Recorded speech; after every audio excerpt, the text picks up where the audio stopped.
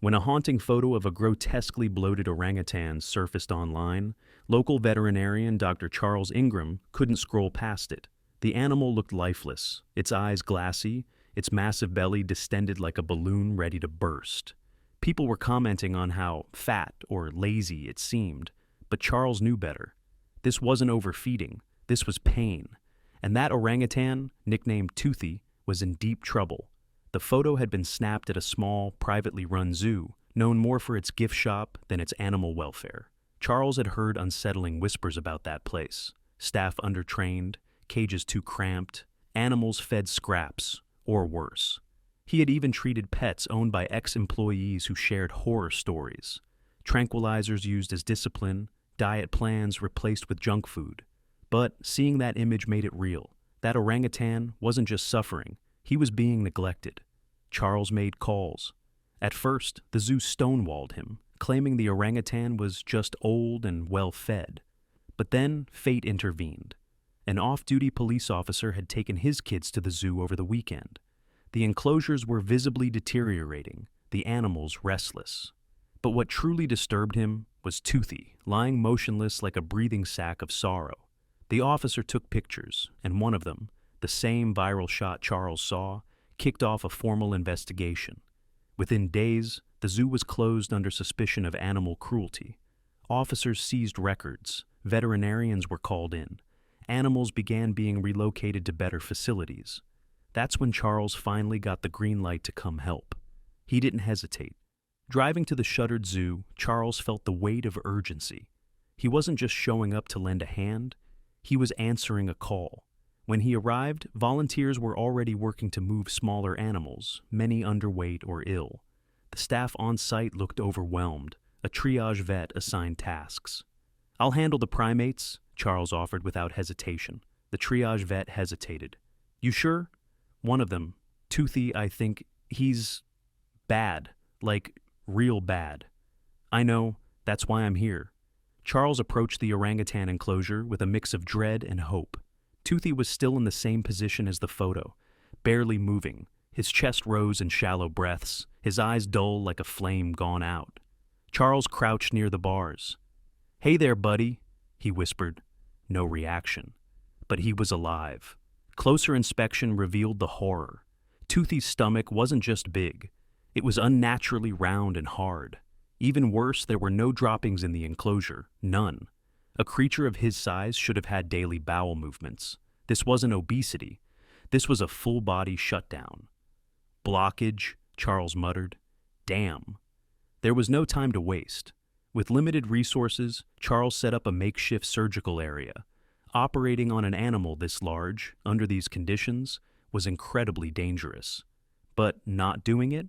That was a death sentence. He administered anesthesia carefully, praying the orangutan's fragile state could handle it. Toothy's breathing slowed, but held steady. Charles got to work. With surgical precision, he opened the abdominal cavity, and what he found confirmed his fears. Plastic. Lots of it. Bits of food containers, wrappers, even a plastic spoon.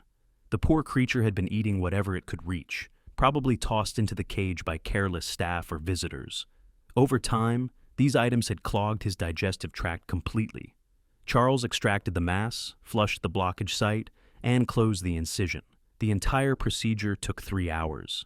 He monitored Toothy closely, refusing to leave until he was sure the anesthesia wore off safely. The next morning, Charles returned, heart pounding. Toothy was upright, not fully standing, but sitting, eyes alert, breathing steady. And when Charles entered the enclosure with a tray of soft fruit, something incredible happened. Toothy reached for it. "You stubborn miracle," Charles said, grinning through misty eyes. News of Toothy's surgery spread fast among the rescue team. Many had assumed the orangutan wouldn't survive the week. But now he had a fighting chance. Charles took charge of his recovery. He cleaned the wound daily, adjusted his nutrition, and even played calming music during treatments. Slowly, Toothy regained strength. Weeks passed. He began swinging lazily from low bars, then exploring his habitat again. Charles watched it all with the kind of joy that only comes from witnessing a life dragged back from the edge. The zoo, meanwhile, didn't fare so well.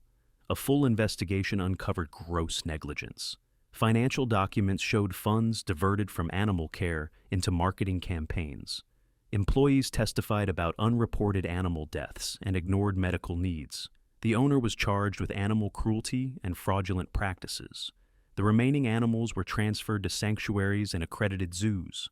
All received thorough medical evaluations, proper diets, and safe enclosures.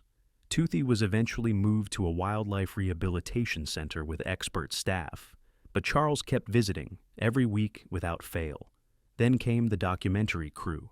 A journalist doing a story on animal rescue had caught wind of Toothy's recovery. Footage of the surgery, the viral photo, and Toothy's transformation were pieced together into a short film that aired online. It exploded. Toothy became more than just a survivor. He became a symbol. Schools used his story to teach kids about compassion and conservation. Donations poured into wildlife rescue funds.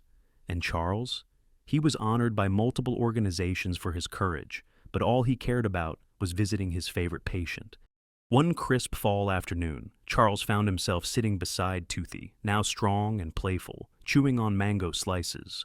A small group of school children watched from behind a glass partition. One asked, "Is that the sick monkey from the video?" Charles smiled. "That's Toothy.